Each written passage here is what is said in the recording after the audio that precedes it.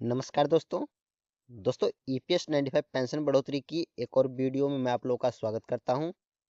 दोस्तों ईपीएस 95 पेंशनरों का मुद्दा एक बार फिर से लोकसभा में गरमाया है। लोकसभा में विपक्ष के एक बड़े नेता असदुद्दीन ओवैसी जी ने ईपीएस 95 पेंशनरों का मुद्दा संसद में रखा और पूछा कि ईपीएस 95 पेंशनरों की मांगे आखिर कब तक पूरी की जाएगी। इस तरह के उन्होंने सवाल पूछे हैं। चलिए मैं आपको दिखा देता हूँ।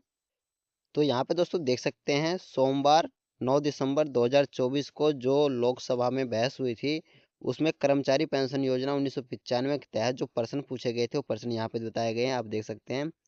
यहाँ सबसे पहला प्रश्न पूछा गया है, क्या सरकार को कर्मचारी पेंशन योजना ईपीएस 95 के तहत पेंशन भोगियों से न्यूनतम पेंशन राशि में वृद्धि का अनुरोध करने संबंधित कोई अभ्यावेदन प्राप्त हुआ है?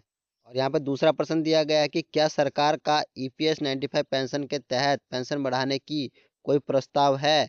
यदि हाँ तो उसका ब्यौरा बताए क्या है? क्या सरकार ने ईपीएस पेंशन बढ़ाने के लिए विशेष रूप से श्रम, वस्त्र और कौशल विकास संबंधित स्थायी समिति के 30वें प्रतिवेदन में की गई टिप्पणियों के आलोक में इन अभिवादनों का कोई मूल्यांकन किया है? यदि हाँ तो इसका निष्कर्ष क्या है? और उसके बाद यहाँ बताया गया, क्या सरकार ईपीएस 1995 के तहत पेंशन में वृद्धि की सुविधा के लिए वित्तीय संसाधन उपलब्ध कराने पर विचार कर रही है? और यहाँ पे अगला प्रश्न है कि यदि हाँ तो तत्संबंधित ब्यौरा क्या है? यदि नहीं तो इसके क्या कारण है? और यहाँ पे जो वित्त मंत्री ने उत्तर दिया है, जो वित्त मंत्री से जो प्रश्न पूछे गए, जो ऊपर मैंने प्रश्न आपको बताया उसका उत्तर यहाँ वित्त मंत्री ने दिया है। यहाँ पे जो पहला प्रश्न जो था ये देख सकते हैं क्या, तो इसका उत्तर यहाँ पे दिया है इन्होंने, श्रम एवं रोजगार मंत्रालय ने सूचित किया है कि कर्मचारी पेंशन योजना 1995 के अंतर्गत न्यूनतम पेंशन की राशि में वृद्धि करने का अनुरोध करते हुए ट्रेड यूनियन सहित विभिन्न हितधारकों से आवेदन प्राप्त हुए हैं। यहाँ पे दोस्तों श्रम मंत्री ने उत्तर दिया है कि आवेदन प्राप्त हुए हैं, यूनियन ट्रेड और उनके हितधारकों से भी यहाँ पे आवेदन प्राप्त हुए हैं। उसके बाद यहाँ पे अगला प्रश्न है ख एवं ग, जो ख में प्रश्न पूछा गया था और ग में प्रश्न पूछा गया था उसका उत्तर यहाँ पे दिया गया है।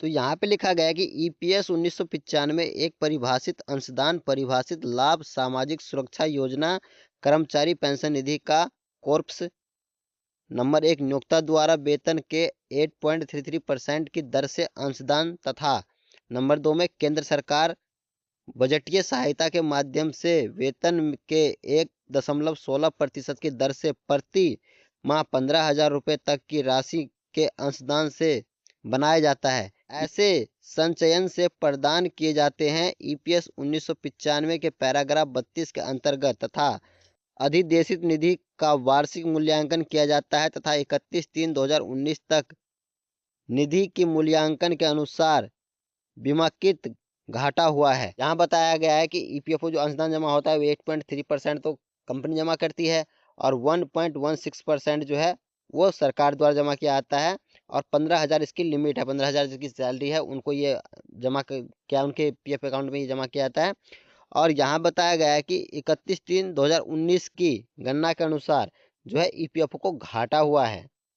इसकी वजह से अभी तक पेंशन बढ़ोतरी नहीं हुई है। और यहाँ पे घ जो दिया गया घ एवं अड़य पे घ और अड़य का आंसर दिया गया है कि सरकार ने वर्ष 2014 में पहली बार बजटीय सहायता प्रदान करके ईपीएस 1995 के अंतर्गत पेंशनियों भोगियों को प्रति माह 1,000 रुपये की न्यूनतम पेंशन प्रदान की, जो कर्मचारी भविष्य निधि संगठन ईपीएफओ को ईपीएस के लिए प्रति वर्ष प्रदान किए जाने वाले वेतन के 1.16% के बजटीय सहायता के अतिरिक्त थी।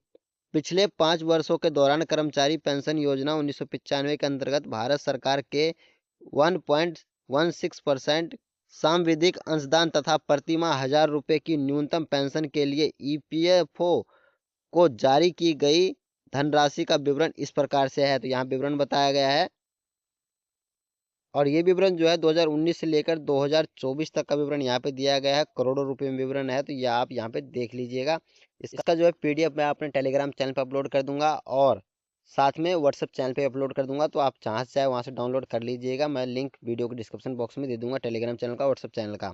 तो दोस्तों देखने वाली बात यह है कि आखिरकार ईपीएस 95 पेंशनरों का मुद्दा कब तक हल होएगा, यानी कि उनकी समस्या कब तक हल होएगी,